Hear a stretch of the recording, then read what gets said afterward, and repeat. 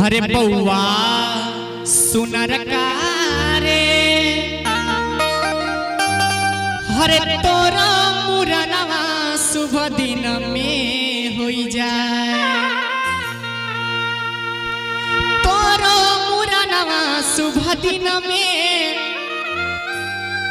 हरे तोहरो मुरनवा शुभ दिन में।